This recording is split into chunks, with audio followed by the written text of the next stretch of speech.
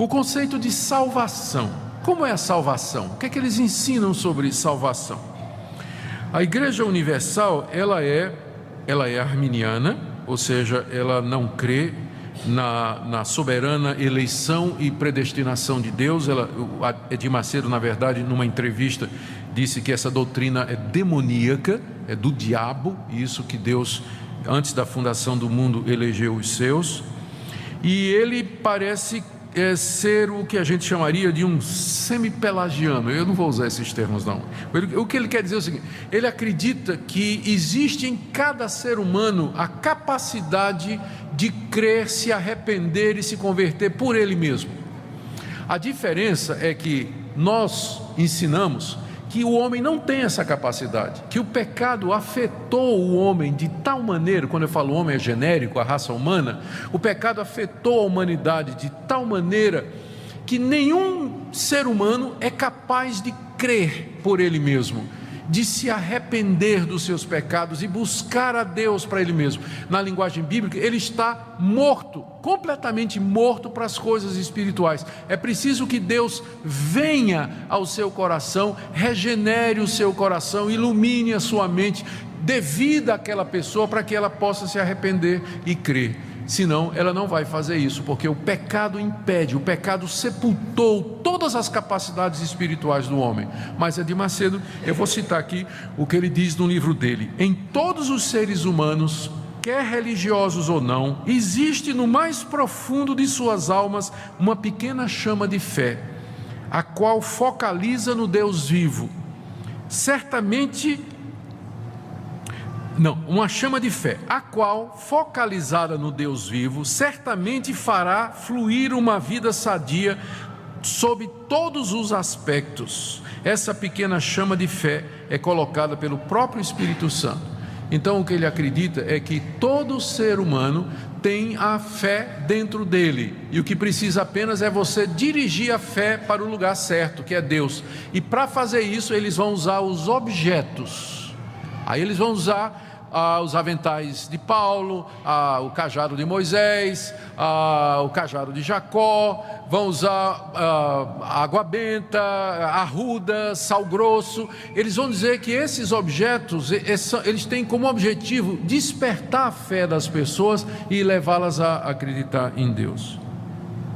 Então agora você já sabe por que é que você está colocando aquele copinho d'água em cima da televisão, né? Aliás, hoje em dia é muito difícil equilibrar um copo d'água em cima daquelas televisões, são tão fininhas, né? Não sei como é que o pessoal está fazendo.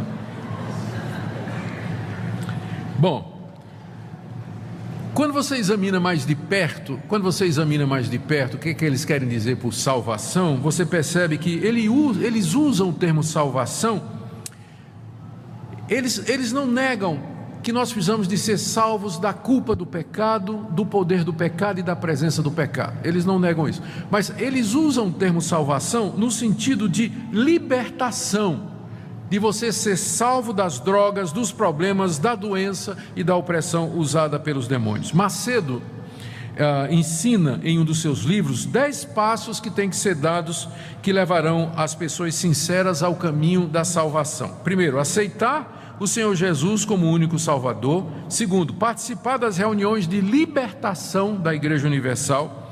Terceiro, buscar o batismo com o Espírito Santo. Quarto, andar em santidade. Quinto, ler a Bíblia diariamente. Sexto, evitar as más companhias. 7, ser batizado. 8, frequentar reuniões de membros da igreja. 9, ser fiel nos dízimos e nas ofertas. E 10, orar e sem cessar e vigiar. São 10 passos para quem quer ser salvo. E aí você pergunta, mas, né? Quem que vai ser salvo, né? Se para ser salvo vai depender de todas estas coisas.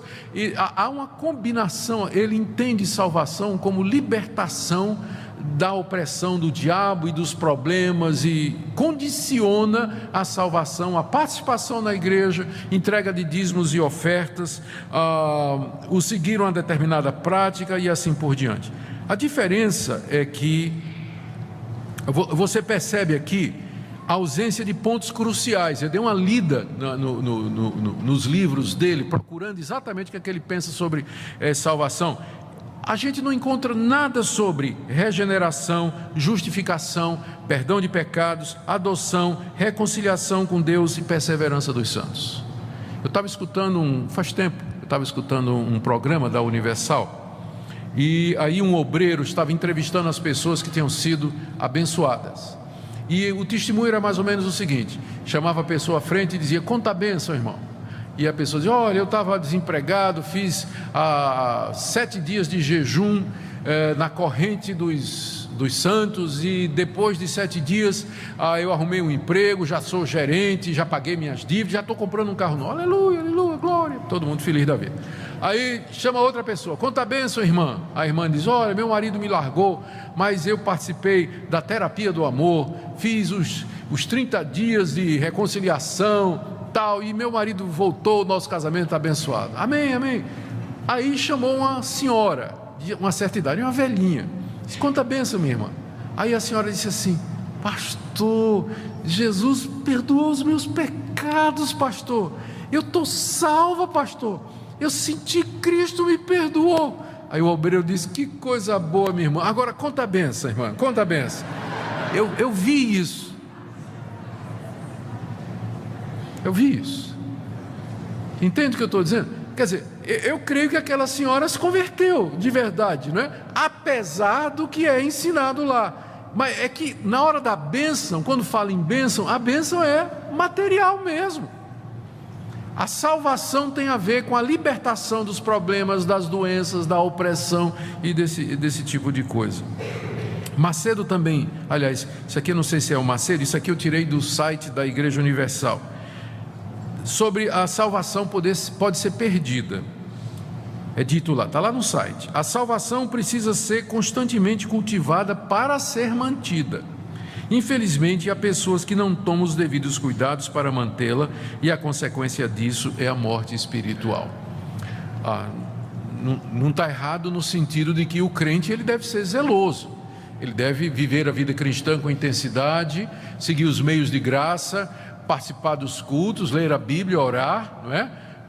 Fazer isso, mas não é isso que vai garantir a ele a salvação. Ele é salvo pela graça de Deus em Cristo Jesus, é salvo porque Deus o amou e o elegeu, e Cristo morreu por ele, o Espírito Santo regenerou e o selou. É isso que vai sustentá-lo, é a mão de Deus.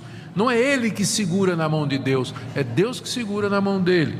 E ele vai ser salvo porque Deus não muda e os seus propósitos são eternos.